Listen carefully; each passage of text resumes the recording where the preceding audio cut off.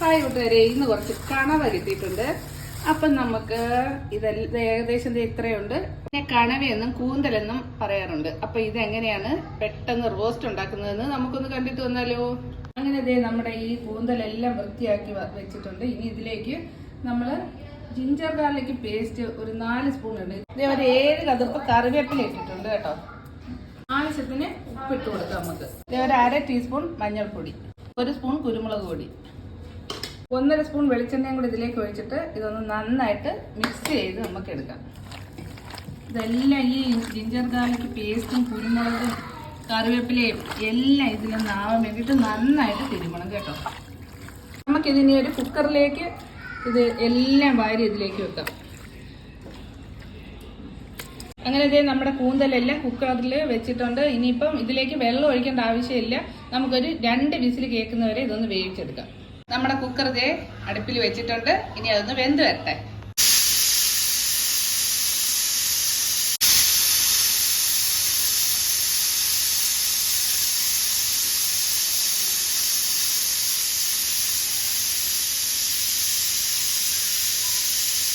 അപ്പൊ നമ്മളൊരു 5 സവാള എടുത്ത് അരിഞ്ഞു വെച്ചിട്ടുണ്ട് കേട്ടോ. ഇതിൻ്റെ കൂടെ ഒരു 2 പിടി കുഞ്ഞുള്ളിയും കൂടെ ചേർത്ത് കഴിഞ്ഞാൽ നല്ല ടേസ്റ്റ് ആയിരിക്കും, ഒന്നും കൂടെ കൂടുതൽ ടേസ്റ്റ്.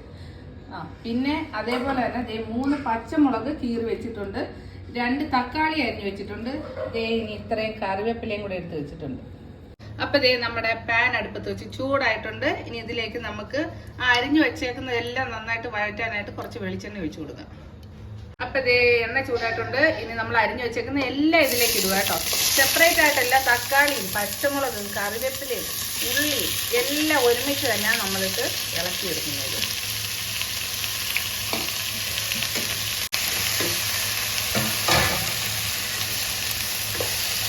ഇത് നന്നായിട്ട് ഇളക്കിയിട്ട് നമ്മൾ അത് കണവ വേവിക്കാൻ നേരത്ത് കുറച്ച് ഉപ്പിട്ടായിരുന്നു വേവിച്ചത്. അന്നേരം ഈ ഉള്ളി പെട്ടെന്നൊന്ന് വാടാൻ വേണ്ടി ലേശം ഉപ്പിട്ട് കൊടുക്കണം കേട്ടോ. ലേശം ഉപ്പിടുന്നത്. അപ്പം ഇതിൻ്റെ ഒരു പച്ച മണമൊക്കെ ഒന്ന് മാറി വരുന്നവരെ നമുക്ക് നന്നായിട്ട് ഇളക്കി കൊടുക്കും. അങ്ങനെ ഇത് നന്നായിട്ട് വഴണ്ട് വന്നിട്ടുണ്ട്. ഇനി നമുക്കൊരു ഇച്ചിരി നേരത്തേക്ക് ഫ്ലെയിം ഒന്ന് ഓഫാക്കി വെക്കാം. എന്താ വെച്ചാൽ പൊടികളൊക്കെ ഒന്ന് ഇടാൻ. നമ്മൾ ഫ്ലെയിം ഓഫാക്കിയത് പൊടികൾ ഇടാനാട്ടോ, അല്ലെങ്കിൽ ചിലപ്പം ഒരു പക്ഷേ ഇത് കരിഞ്ഞു പോയാലോ. ചെറിയ സ്പൂണിന് ഒരു 2 സ്പൂൺ മുളക് പൊടിയാണ് ഇട്ട് കൊടുക്കുന്നത് കേട്ടോ. അത് നമ്മുടെ എരിവില്ലാത്ത കാശ്മീരി ചില്ലി. നമ്മൾ നേരത്തെ അതിൽ കുരുമുളക് പൊടി ഇട്ടിട്ടുള്ളത് കൊണ്ട് ഒരു 3/4 ടീസ്പൂൺ കുരുമുളക് പൊടി, ഒരു വലിയ സ്പൂൺ നന്നായിട്ട് മല്ലിപ്പൊടി, ഗരം മസാലപ്പൊടി ഒരു 3/4 ടീസ്പൂൺ, ഉലുവപ്പൊടി ഒരു 1/4 ടീസ്പൂൺ, മഞ്ഞപ്പൊടി ഒരു 1/4 ടീസ്പൂൺ. നേരത്തെ നമ്മൾ അതിനകത്ത് മഞ്ഞപ്പൊടിയും കൂടി ഇട്ടല്ലേ മിക്സ് ചെയ്തത്. ഒരു 1/2 ടീസ്പൂൺ പെരിഞ്ജീരകപ്പൊടി. ഈ പെരിഞ്ജീരകപ്പൊടിയാണ് ഇതിൻ്റെ ഒരു പ്രധാനമായിട്ടുള്ള ഒരു മണവും രുചിയും ഒക്കെ ഉള്ള നമുക്ക് കിട്ടുന്നത് കേട്ടോ. ഇത് നമുക്കൊരു 2 നുള്ള് കായവും കൂടി ഇട്ട് കൊടുക്കാം. അങ്ങനെ നമ്മുടെ ഫ്ലെയിം വീണ്ടും ഓണാക്കി ഇനി ഇതെല്ലാം നന്നായിട്ട് ഒന്ന് ഇളക്കി കൊടുക്കാം. അപ്പോൾ ഇതിൻ്റെ ഈ പച്ചമണവും എല്ലാം ഒന്ന് മാറി ഇതൊന്നും കൂടെ ഒന്ന് നന്നായിട്ട് ഇതിലേക്ക് മസാല എല്ലാം നമ്മുടെ ഉള്ളിയിലും തക്കാളിയിലും എല്ലാം പിടിച്ചു വരുമ്പോഴത്തേക്കും നമുക്ക് നമ്മുടെ കണവ ഇതിലേക്ക് ഇടാം.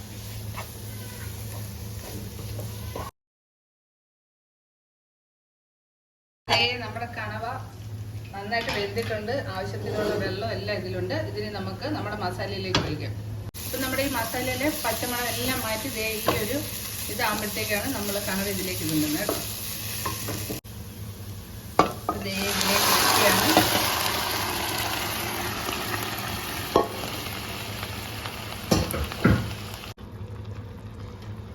അപ്പം ഇതിലേക്ക് ഇട്ടിട്ടുണ്ട്. ഇനി ഇത് നന്നായിട്ട് മിക്സ് ചെയ്ത് കൊടുക്കാം കേട്ടോ. നമ്മൾ കുക്കറിൽ വേവിച്ചാൽ അത് 2 ഗുണമുണ്ട്. എന്താണെന്ന് വെച്ചാൽ നല്ല സോഫ്റ്റും ആവും, അതേപോലെ തന്നെ നമുക്ക് ഗ്യാസ് ഒരുപാട് ആവത്തുമില്ല കേട്ടോ, പെട്ടെന്ന് വെന്ത് കിട്ടും. ഇതിൻ്റെ സൈഡിൽ നിന്നെല്ലാം ചെറിയ തിളകൾ ഇങ്ങനെ വരുന്നുണ്ട്. ഉപ്പ് നോക്കിയിട്ട് ഉപ്പ് കുറവാണെന്നുണ്ടെങ്കിൽ വീണ്ടും ഇട്ട് കൊടുക്കണം കേട്ടോ. എന്നിട്ട് നമുക്ക് ഈ ഒരു അടപ്പെടുത്ത് ഇങ്ങനെ അടച്ചു കൊടുക്കാം. ഇനി കുറച്ച് നേരം ഈ വെള്ളം പറ്റുന്നവരെ നമ്മളൊന്ന് കാത്തിരുന്നാൽ മതി കേട്ടോ. അപ്പം നമ്മുടെ ഈ കണവക്കറി എന്തോ എന്നൊന്ന് നോക്കാം. ഇത് പറ്റി ഇങ്ങനെ വരുന്നുണ്ട്, നല്ലൊരു മണമൊക്കെ ഇങ്ങനെ വരുന്നുണ്ട് കേട്ടോ കൂട്ടുകാരി. അപ്പം ഒരു 2 വരി ഒന്ന് പാടട്ടെ. ആരാരും കാണാതെ ആരോമൽ കൈമുല്ല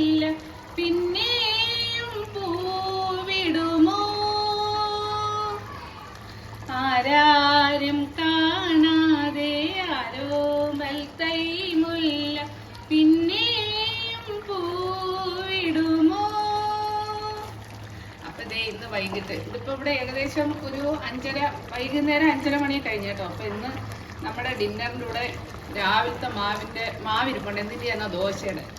അപ്പോൾ ഇന്നത്തെ ഡിന്നർ എന്താണെന്ന് വെച്ചാൽ ഈ കണവാക്കറിയും നല്ല പഞ്ഞി പോലത്തെ ദോശയും കേട്ടോ. അപ്പം നമ്മുടെ കണവ റോസ്റ്റ് ഇവിടെ റെഡി ആയിട്ടുണ്ട്. ഇതിൽ ലാസ്റ്റിൽ കുറച്ച് നല്ല കട്ടിയുള്ള തേങ്ങാപ്പാലും കൂടെ ഒഴിച്ചു കഴിഞ്ഞാൽ നല്ല ടേസ്റ്റ് ആയിരിക്കും. അപ്പം നല്ല രുചിയേറിയ നമ്മുടെ കണവ റോസ്റ്റ് ഇവിടെ റെഡി ആയിട്ടുണ്ട്. എല്ലാ കൂട്ടുകാരും ഇതൊന്ന് ട്രൈ ചെയ്ത് നോക്കണം. പുതിയ പുതിയ വീഡിയോസുമായിട്ട് വീണ്ടും വരുന്നതായിരിക്കും. എല്ലാവരും നന്നായിട്ടൊന്ന് സപ്പോർട്ട് ചെയ്യണം കേട്ടോ.